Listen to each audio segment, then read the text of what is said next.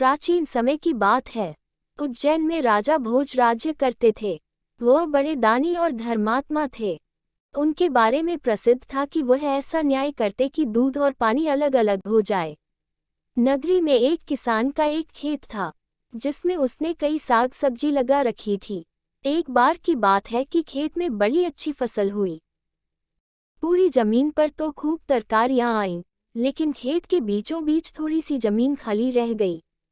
हालांकि किसान ने उस जमीन पर भी बीज डाले थे, लेकिन वहां कुछ नहीं उगा। किसान ने वहां खेत की रखवाली के लिए एक मचान बना लिया। जब भी किसान मचान पर चढ़ता अपने आप चिल्लाने लगता, कोई है, राजा भोज को पकड़ लाओ और सजा दो, मेरा राज्य उससे ले लो, जाओ, जल्दी जाओ। सारी नगरी में यह बात आग की तरह फैल गई और राजा भोज के कानों में पहुंची। राजा ने कहा, मुझे उस खेत पर ले चलो। मैं सारी बातें अपनी आंखों से देखना और कानों से सुनना चाहता हूँ। राजा भोज जब उस जगह पहुंचे तो उन्होंने भी वही देखा कि किसान मचान पर खड़ा है और कह रहा है, राजा भोज को फौरन पकड़ लाओ और मेरा राज्य उससे ले लो। ये सुनकर राजा चिंतित हो गए। चुपचाप महल में लौट आए। उन्हें रात भर नींद नहीं आई। सवेरा होते ही उन्होंने राज्य के ज्योतिषियों और जानकार पंडितों को इकट्ठा किया। उन्होंने अपनी गोपनीय विद्या से पता लगाया कि उस मचान के नीचे कुछ छिपा है। राजा ने उसी समय आज्ञा दी कि उस जगह को खुदवाया जाए। खोदते खोदते जब काफी मिट्टी निकल गई तो अचानक एक सिंहासन प्रकट हुआ। सिंहासन के चारों ओर 8-8 पुतलियां यानी कुल 32 पुतलियां खड़ी थीं। सबके अचरज का ठिकाना न रहा। राजा को खबर मिली तो सिंहासन को बाहर निकालने को कहा, लेकिन कई मजदूरों के जोर लगाने पर भी वह सिंहासन टस से मस न हुआ। तब एक पंडित ने कहा कि यह सिंहासन देवताओं का बनाया हुआ है, अपनी जगह से तब तक नहीं हटेगा जब तक कि राजा स्वयं इसकी पूजा अर्चना न करें। राजा ने ऐसा ही किया। पूजा अर्चना करते ही सिंहासन ऐसे ऊपर उठाया मानो फूलों का हो।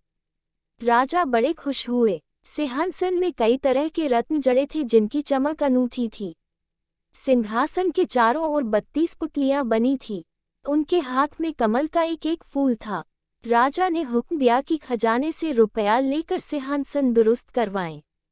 सिंहासन सुंदर होने में 5 महीने लगे। अब सिंहासन दमक उठा था।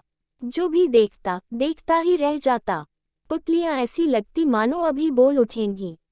राजा ने पंडितों को बुलाया और कहा, आप लोग कोई अच्छा मुहूर्त निकालें। उस दिन मैं इस सिंहासन पर बैठूंगा। दिन तय किया गया। दूर दूर तक लोगों को निमंत्रण भेजे गए।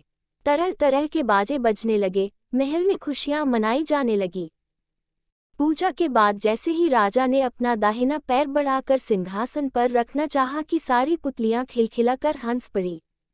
लोगों को बड़ा अचंभा हुआ कि यह बेजान पुतलियां कैसे हंस पड़ी।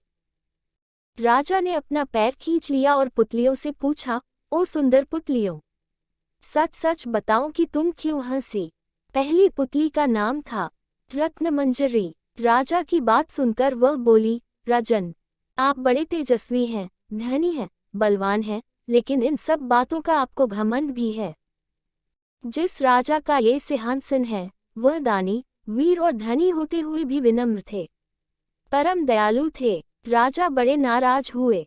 पुतली ने समझाया, महाराज, ये सिंहासन परम प्रतापी और ज्ञानी राजा विक्रमादित्य का है। राजा बोले, मैं कैसे मानूं कि राजा विक्रमादित्य मुझसे ज्यादा गुणी और पराक्रमी थे। पुतली ने कहा, ठीक है, मैं तुम्हें राजा विक्रमादित्य की एक कहानी सुनाती हूँ। सिंहासन बत्तीसी की पहली पुतली रत्नमंजरी ने सुनाए एक कहानी।